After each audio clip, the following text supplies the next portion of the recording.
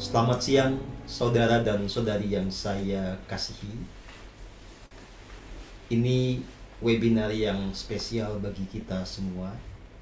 Jika pada serial webinar sebelumnya kita lebih banyak bicara tentang bagaimana memperbaiki diri sendiri, pada serial webinar kali ini kita mulai bicara tentang bagaimana perbaikan untuk bangsa ini, bagaimana kita menciptakan keadaan bangsa yang lebih selaras di masa depan.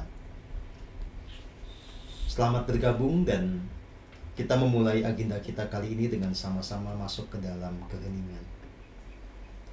Silahkan teman-teman semua betul-betul rileks, nikmati setiap tarikan dan hembusan nafas.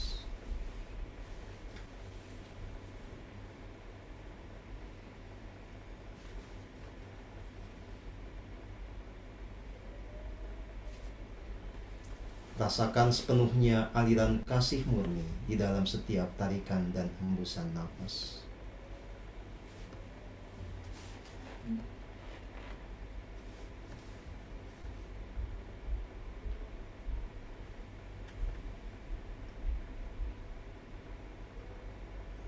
Sadari sepenuhnya di ujung tarikan nafas yang natural ada tahta ilahi di dalam diri kita. Maka sesungguhnya di setiap tarikan nafas kita terhubung dengan diri sejati atau realitas ilahi yang menjadi sumber kasih murni di dalam diri kita.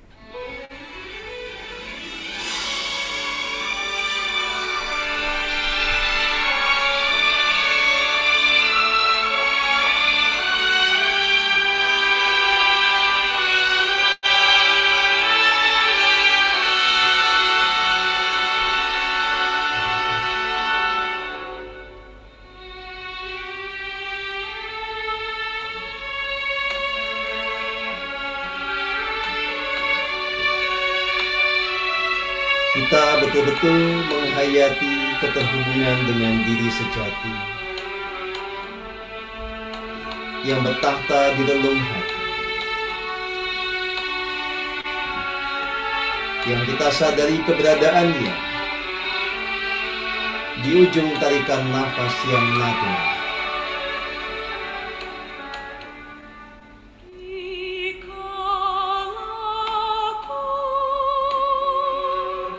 Kita sadari bahwa kita selalu ada dalam naungan kasih dan kuasa dari Tuhan Yang Maha Esa.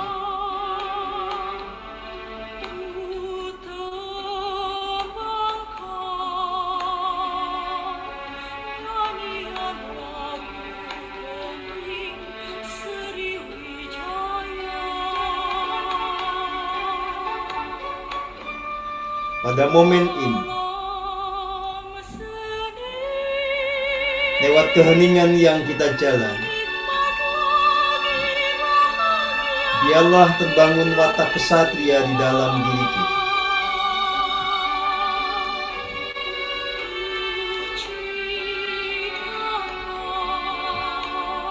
Betul-betul tumbuh jiwa patriotik,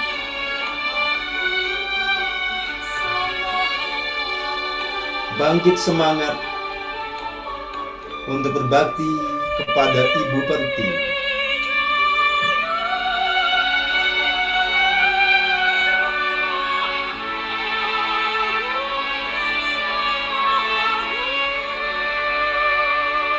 Lewat keheningan ini, biarlah bangkit kesadaran yang agung sebagai bangsa Nusantara.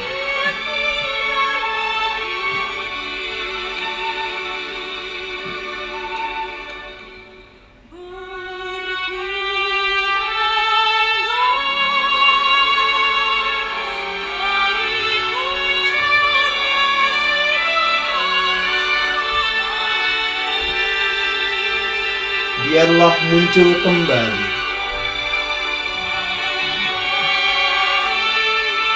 memori tanah surgawi pada diri kita semua.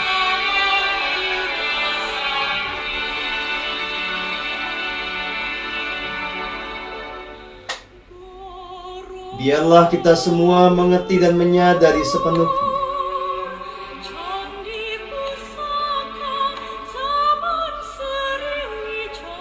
Nusantara yang agung dan jaya di masa silam.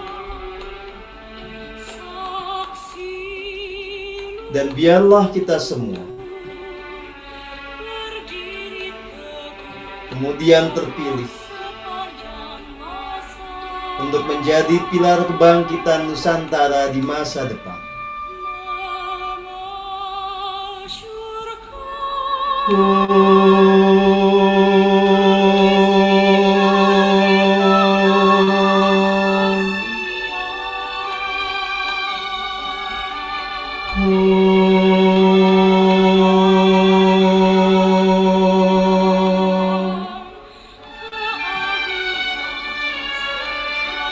Hari ini kita semua juga terhubung dengan para leluhur agung dari tanah Nusantara. Jiwa-jiwa yang murni dan mulia, yang pernah menorehkan sejarah emas di tanah ini, merajut kejayaan,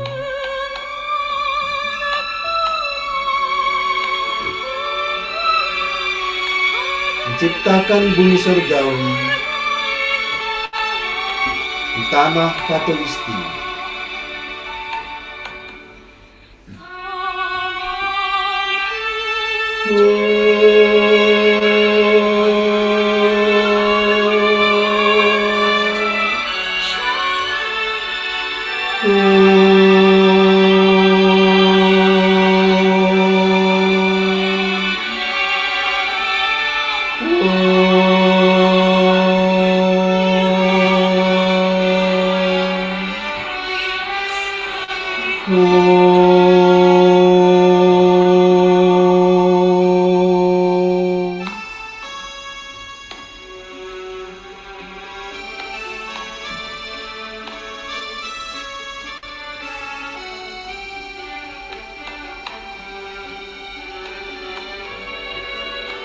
Saudara dan saudari yang saya kasihi, biarlah kita semua betul-betul hidup di dalam kasih yang murni. Matahari kesadaran menerangi jiwa kita semua,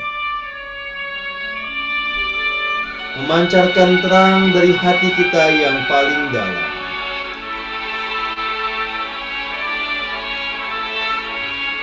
Maka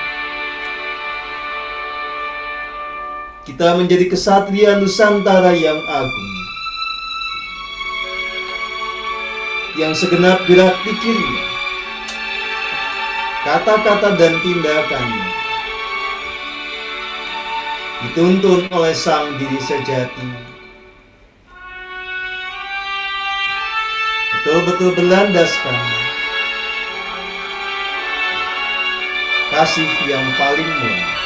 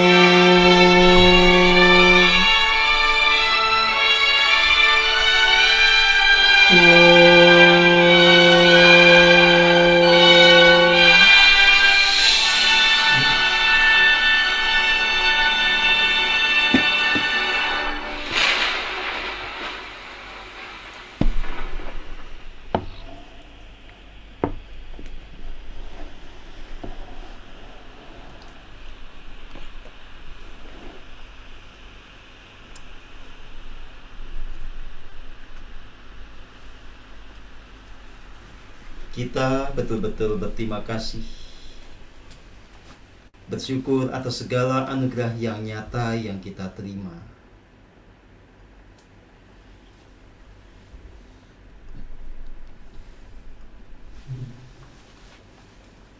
Terberkati semua jiwa, terberkati tanah dan air, hutan-hutan, gunung-gunung, semua yang ada di negeri ini.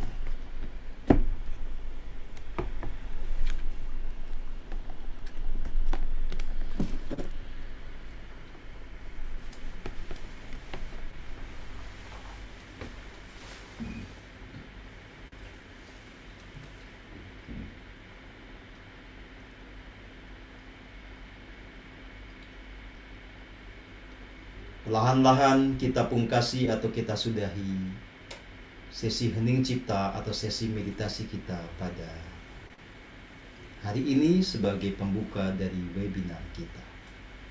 Terima kasih.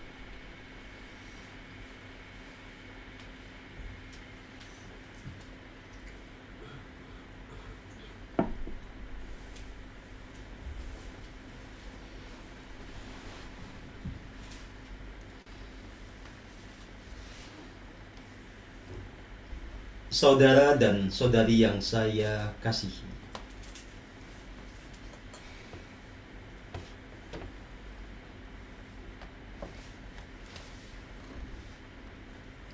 bangsa kita, bangsa Nusantara adalah bangsa dengan peradaban yang kuno yang telah ada sebelum sebuah negara modern bernama Republik Indonesia ini dilahirkan. Republik ini adalah sebuah metamorfosa dari format Nusantara yang lebih kuno. Maka ketika kita bicara tentang sejarah Indonesia, kita tidak hanya bicara tentang sejarah yang bermula dari tahun 1945, tapi merentang jauh ke belakang. Kita menjangkau juga sejarah berbagai kerajaan kuno yang kesemuanya itu menjadi bagian dari perjalanan dan dinamika bangsa Nusantara. Satu hal yang bisa kita garis bawahi bersama, yang menjadi latar kenapa kemudian kita menyelenggarakan webinar ini adalah bahwa di masa silam, sebelum abad 15 datang menjelang, kita sebagai sebuah bangsa sebetulnya ada dalam keadaan yang penuh dengan keselarasan. Berbagai kerajaan yang ada di negeri ini bisa dikatakan merepresentasikan idealitas dari bumi surgawi. Kerajaan kita adalah kerajaan yang gemah lipah loh jinawi, tata tentrem ketara harja. Kita sebagai sebuah bangsa pada saat itu punya karakter penuh kedamaian, keselarasan, kesejahteraan, yang itu semua adalah karakter dari negeri atau bumi surga. Nah, kita pada saat ini menghadapi tantangan bahwa apa yang menjadi idealitas di masa lalu itu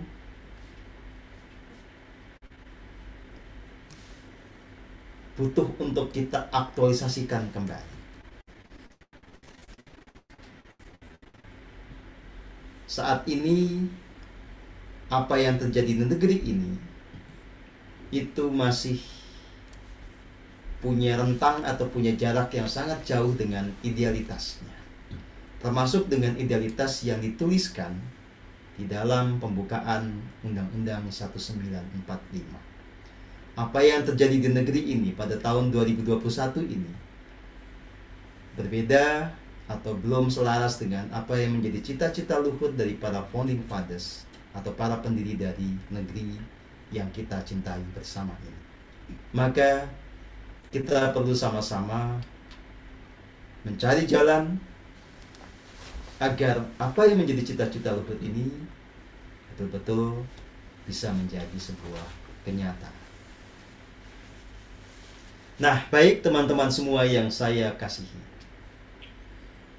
terkait dengan nasib bangsa ini pada saat ini dan ke depan, kita bisa merujuk kepada nujuman profetik, ataupun kita bisa juga merujuk kepada tradisi-tradisi akademik. Ya. Nah, nujuman ini itu dilontarkan oleh jiwa-jiwa agung di masa lalu, oleh orang-orang yang relatif tercerahkan di zamannya, yang dia bisa membaca garis waktu, bisa membaca sejarah perjalanan manusia, baik dengan mundur ke belakang atau maju ke depan. Nah, ada nujuman-nujuman profetik yang menjelaskan dan menegaskan bahwa pada satu waktu nanti, Indonesia akan kembali kepada kejayaannya.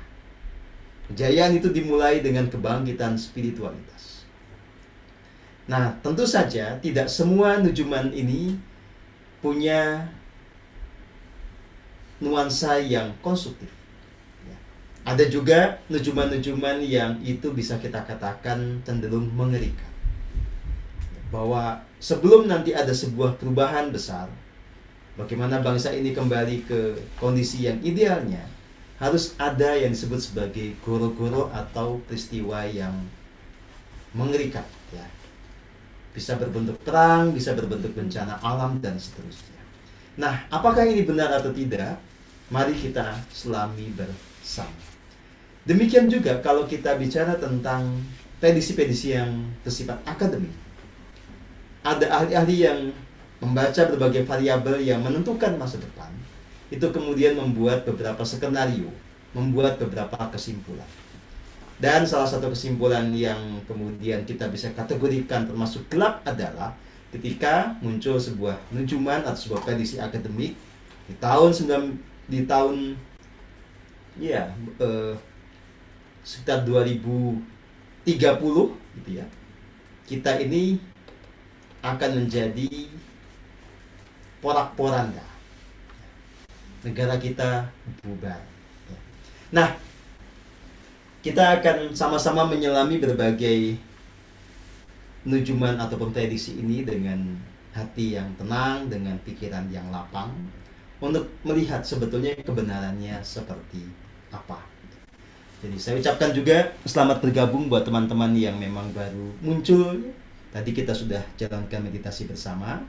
Nah, buat teman-teman yang belum ikut, silahkan tetap bisa menyelami keheningan itu sambil mendengarkan mudaran saya. Jadi supaya kita sama-sama bisa menemukan kebenaran sejati, semua orang harus tetap hening, tetap merasakan menikmati setiap aliran nafas, tetap terhubung kepada Sang Diri Sejati yang bertahta di relung hati.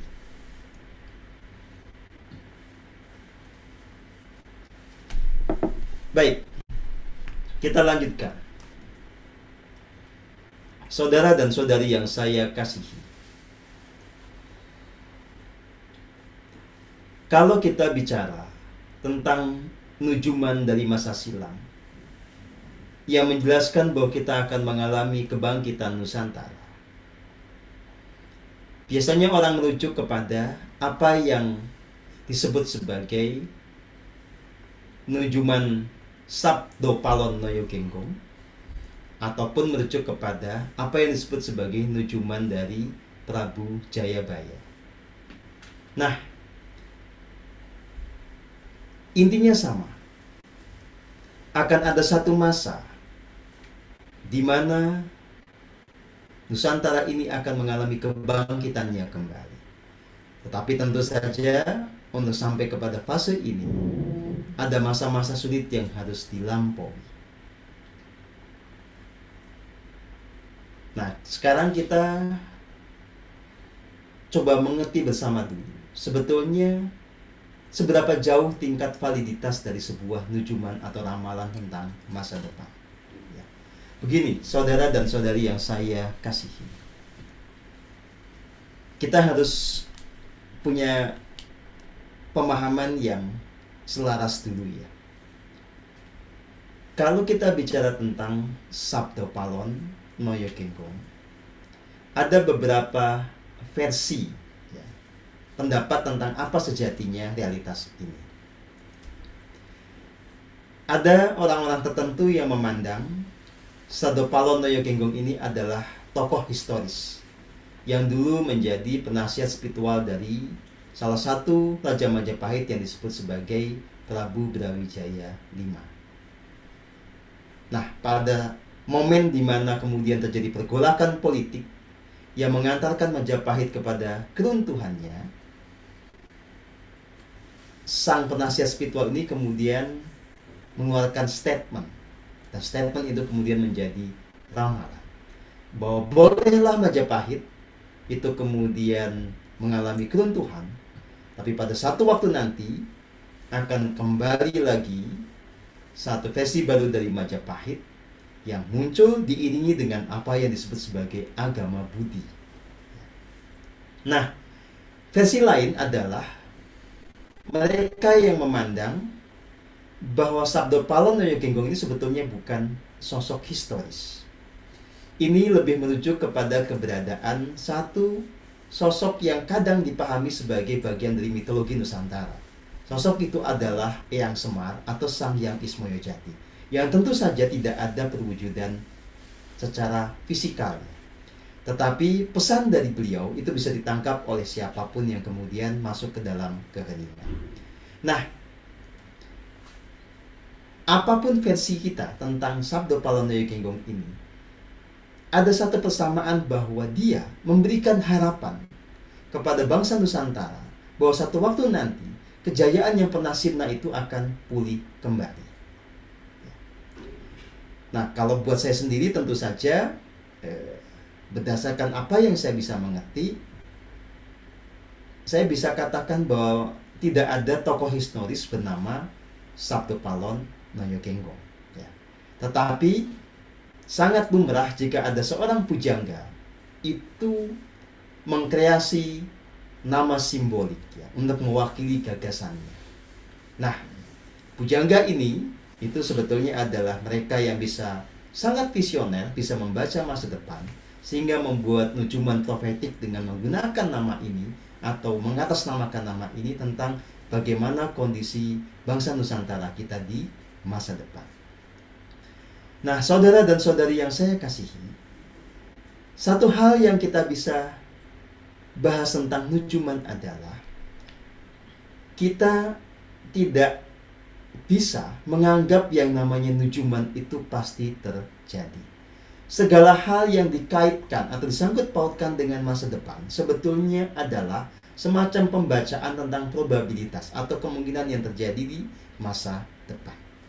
Jadi sejarah itu kan melintasi garis waktu ya. Sekarang kita ada di masa kini.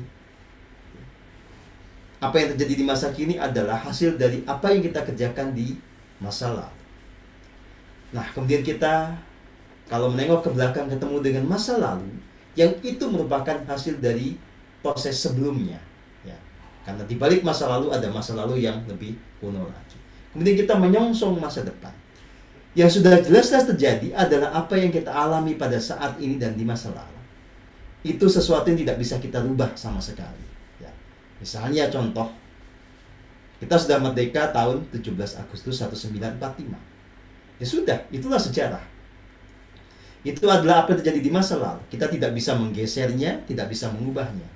Demikian juga bahwa di abad 15 Majapahit mengalami keruntuhan sehingga ada satu pepatah simbolik gitu ya. Nah, itu tidak bisa kita rubah, tidak bisa kita apa-apakan lagi. Tetapi kalau kita bicara tentang masa depan, sebetulnya belum ada yang pasti. Segala nujuman, baik yang sifatnya profetik karena didasarkan pada keheningan, maupun itu sifatnya akademik karena dengan menghitung berbagai variabel-variabel yang dinamis secara ilmu sosial, tetap saja semuanya hanya menjelaskan sebuah kemungkinan. ada banyak variabel yang menentukan masa depan, sehingga masa depan itu lebih tepat disebut sebagai sebuah skenario semata. Nah, apapun yang akan terjadi tergantung dari dinamika berbagai variabel ini.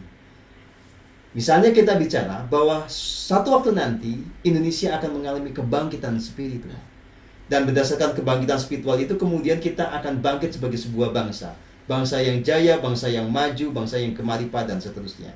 Tetapi itu semua tentu saja ada beberapa variabel atau beberapa faktor yang harus dipenuhi. Pertanyaannya, kalau berbagai variabel ini tidak dipenuhi, akankah kita kemudian mencapai nujuman yang tadi? Tentu saja tidak mungkin. Sama saja, jika ada nujuman bahwa tahun 2030 negara kita bubar, tentu itu didasarkan kepada beberapa analisa ya, terhadap variabel-variabel yang ada. Termasuk dengan membaca gejolak sosial saat ini. Misal, ya, jika di Indonesia dilihat ada tren konflik antar agama yang semakin menguat, tentu saja dengan asumsi bahwa ini tidak terselesaikan, ini akan menjadi bom waktu di masa depan. Ya. Belum lagi kalau nanti diperparah dengan perebutan sumber daya alam yang ada di negeri ini.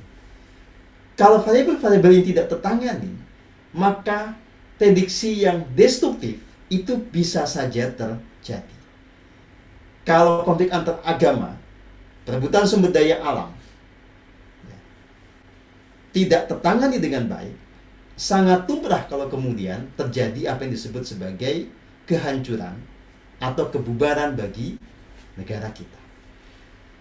Nah, teman-teman yang saya kasihi, dengan pemahaman seperti itu, maka sebetulnya nujuman apapun itu kita bisa tempatkan sebagai satu kata-kata yang membawa semangat agar kita bangkit, agar kita melakukan yang terbaik.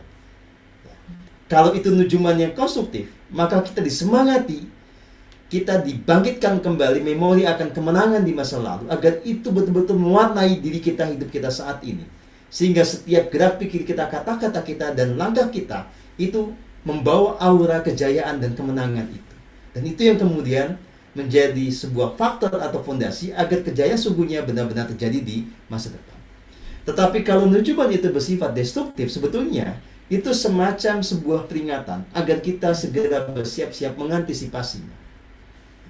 Nah, jadi kalau ada yang meramalkan Indonesia akan bubar beberapa tahun lagi, yang harus kita lakukan adalah menganalisa apa penyebab-penyebab yang ada, ya, yang itu dianggap sebagai faktor kunci terhadap kondisi destruktif tadi.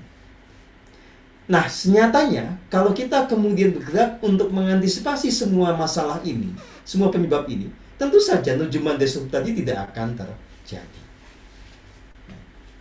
Jadi teman-teman semua, jangan membayangkan bahwa masa depan itu sudah ditentukan saat ini juga. Jadi yang nyata ada adalah satu, jelas ada sebuah grand design. Bangsa, negara, itu laksana manusia, dia punya blueprint. Secara kosmik dia ada rancangan agungnya, akan menjadi apa. Ya. Yang ini merujuk kepada karma kolektif bangsa ini sendiri. Merujuk kepada apa yang telah diinvestasikan oleh para leluhur kita di masa lalu. Oke, ini rancangan agung. Tetapi ada juga, itu semacam kemungkinan terbesar yang itu mengacu kepada semua dinamika sosial yang terjadi pada saat ini. Nah, pada akhirnya, apa yang terjadi? Apakah kita betul-betul bisa mewujudkan rancangan agung itu? Atau kita malah hanyut di dalam sebuah dinamika sosial yang terjadi saat ini, yang itu berbeda dengan rancangan agung? Tergantung penuh kepada apa yang kita kerjakan bersama pada saat ini. Tergantung penuh pada bagaimana kontribusi dari semua elemen bangsa ini. Kalau kemudian kita secara kolektif punya kesadaran yang murni, kembali kepada kehidupan spiritual sebagaimana yang diteladankan para leluhur kita yang agung di masa lalu, tentu saja kita punya peluang besar untuk mewujudkan rancangan agung bangsa kita sebagai bangsa yang jaya, bangsa yang gemah di Pahlo Cina. Tetapi kalau kita semakin menjauh dengan kesadaran leluhur itu, kita semakin menjauh dari nilai-nilai Pancasila yang sejati, kita tentu saja sangat mungkin akan terjerembab, akan menjadi bangsa yang lebih parah keadaannya dibandingkan yang kita alami pada saat ini. Ya, baik teman-teman semua, ini pengantar dari saya dulu. Saya membutuhkan umpan balik dari Anda semua. Jika ada yang bertanya, jika ada yang membuat pernyataan juga dipersilahkan. Ya, monggo, saya tunggu.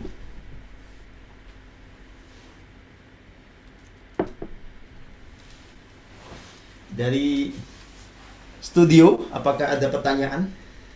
Monggo, silahkan.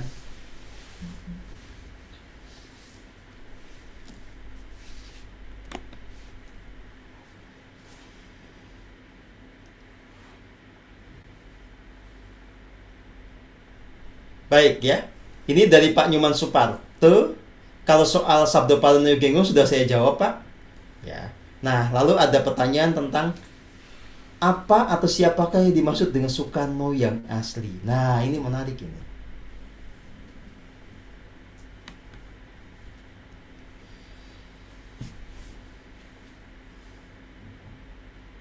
Begini ya. Panggung politik itu selalu penuh dengan kejutan. Ada banyak hal yang terjadi di luar imajinasi manusia kebanyakan. Kita merujuk saja kepada apa yang terjadi saat ini dulu untuk memahami apa yang mungkin terjadi di masa lampau.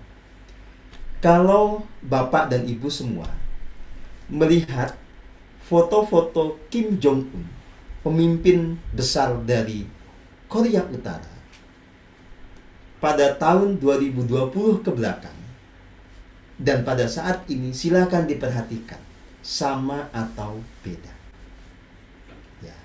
Ada satu masa di tahun 2020, ya, seingat saya itu bulan Mei, itu muncul berita yang sangat santer bahwa Kim Jong-un itu meninggal dunia. Tapi ternyata berita berikutnya muncul, Kim Jong-un masih hidup. Ya.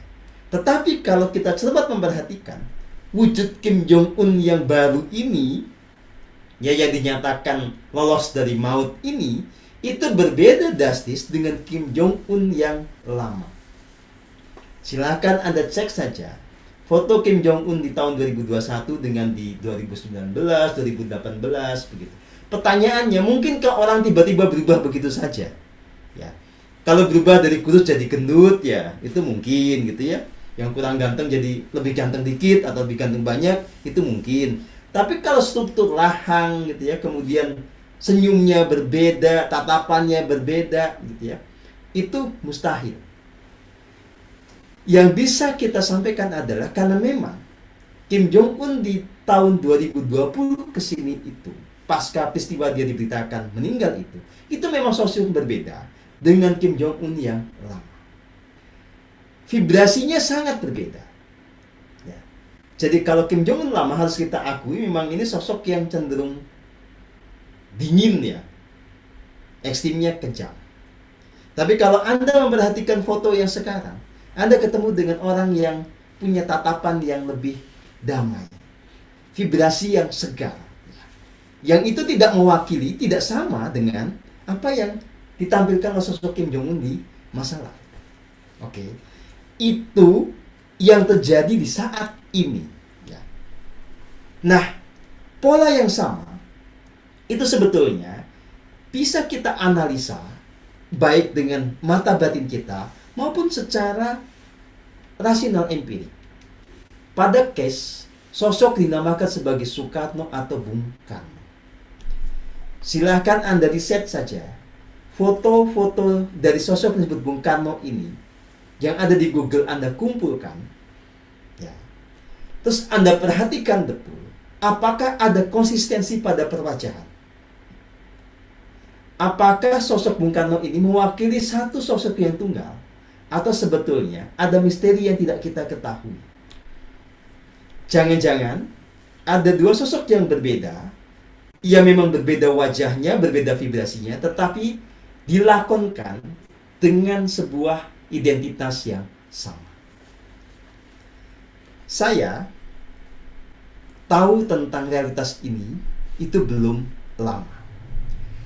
Jadi saya digerakkan oleh semesta untuk mencari tahu, mencari jawaban. Mengapa? Jika seorang Soekarno adalah sosok yang spiritualis, punya kesadaran tinggi, itu tidak tampak jejaknya kepada orang-orang yang sekarang dianggap sebagai keturunannya. Ya. Nah, ternyata jawaban ini muncul di satu waktu saya lagi di pesawat. Itu perjalanan dari Singapura ke Inggris waktu itu. Ya, saya nonton sebuah film. Ini film Cina, tapi yang buat orang Jepang. Nah, di situ dijelaskan ada seorang kaisar demi menghadapi kudeta dari adiknya, dia harus bermanuver mencari seorang pendekar mirip dengan dirinya yang dipacai atau didandani seperti dirinya. Sehingga ketika kudeta itu terjadi, yang kemudian menjadi bempernya adalah si kesatria atau pendekar yang dibuat mirip ini. Sementara sang kaisarnya itu bisa melarikan diri. Pada titik itulah saya kemudian dibawa untuk membaca lebih jernih tentang kondisi Bung Karno. Nah, saya kemudian meriset foto-foto Bung Karno. Misalnya foto ketika Bung Karno bersama Fatmawati dan anaknya, dan foto ketika Bung Karno dengan satu sosok disebut sebagai Marilyn Monroe. Saya kemudian melihat beberapa foto yang lainnya. Saya bisa menyimpulkan, baik secara empirik maupun secara rasa sejati, bahwa ada dua sosok yang berbeda. Nah, secara sederhana, Bung Karno ini memang ada satu sosok yang itu seseorang yang sangat spiritualis. Dan memang darahnya tidak murni dari tanah Indonesia. Ada darah Eropa, sehingga gayanya sangat Eropa. Dan ini yang kemudian dikenal sebagai pemimpin global. Tapi ada yang memang orang Indonesia asli, yang memang cerdas juga, dia aktivis juga. Bukan orang sembarangan juga. Ya, yang ini kemudian lebih banyak dipajang di istana. Nah, ketika saya merujuk kepada siapa pemimpin besar Nusantara, saya merujuk kepada Soekarno yang spiritualis ini, yang saya sebut sebagai Soekarno asli. Karena dia yang punya power. Nah, saya dapat info juga dari orang yang punya akses kepada dokumen di Amerika. Ya. Itu di sana ada dokumen-dokumen yang sama-sama merujuk kepada Soekarno, tetapi tanda tangannya berbeda. Dan karena dokumen pakai bahasa Inggris, tata bahasa Inggrisnya itu juga berbeda. Jadi itu menguatkan pengertian saya, kesadaran saya tentang adanya manuver untuk menjaga keberlangsungan perjuangan bangsa kita pada saat itu, yang itu melibatkan orang-orang yang mirip tetapi sebetulnya berbeda. Begitu ya, sehingga dari situ saya mengerti bahwa ya memang keturunan Bung Karno yang sekarang ada ini adalah anak-anak biologis dari Bung Karno yang seorang aktivis, seorang Bung Karno yang filosof, yang pemikir, ya, yang banyak menuliskan tentang renungan-renungan perjuangan. Ini juga bukan orang biasa, ini orang hebat. Tetapi berbeda dengan sosok Bung Karno satu lagi yang memang ini seorang spiritualis yang tercerahkan. Dan nasibnya pada akhirnya memang juga berbeda. Bung Karno yang ini bapaknya para tokoh-tokoh politik zaman sekarang ini, itu meninggal memang tahun 70 dalam kondisi yang relatif merana. Ya. Nah, satunya lagi itu tidak meninggal tahun itu dan tidak dalam keadaan merana. Ya. Karena secara hukum kosmiknya, orang tercerahkan tidak akan meninggal dalam kondisi merana. Begitu Pak Suparto ya. Baik, saya lanjut dengan pertanyaan berikutnya.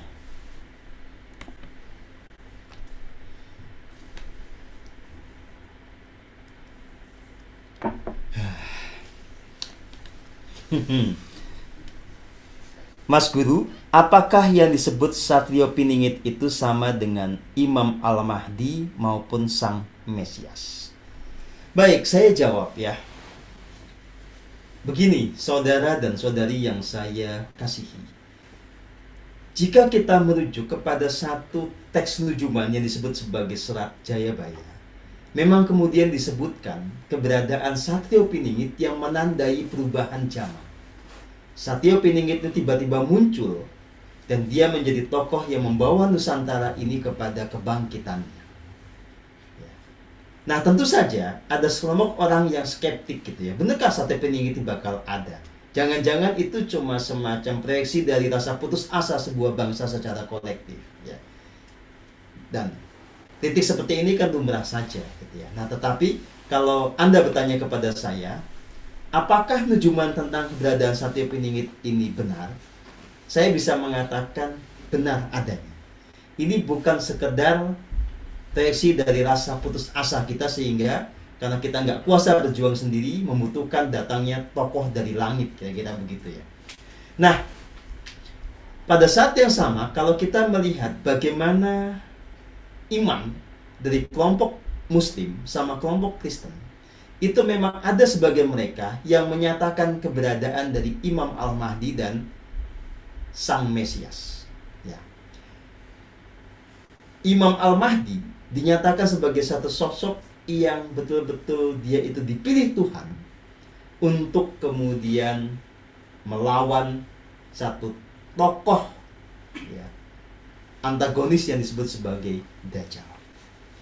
Nah, sama saja Sang Mesias juga disebutkan sebagai perwujudan kembali dari Yeshua HaMasyiah yang lahir ke bumi di masa akhir zaman ketika ada gerakan antikris yang semakin meluas.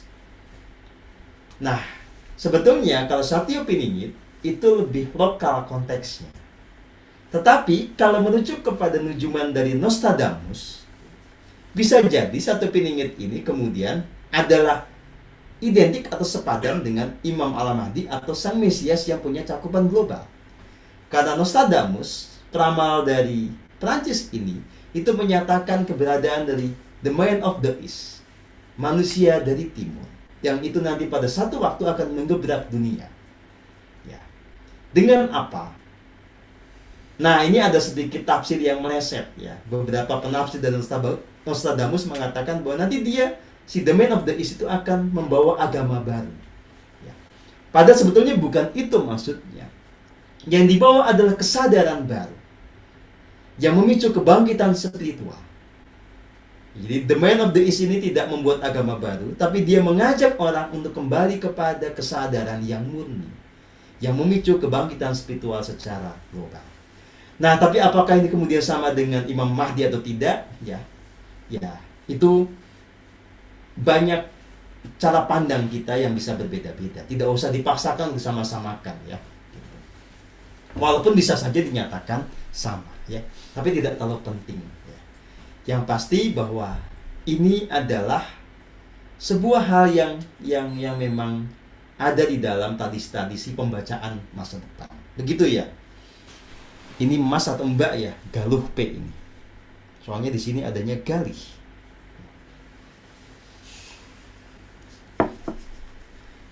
Baik.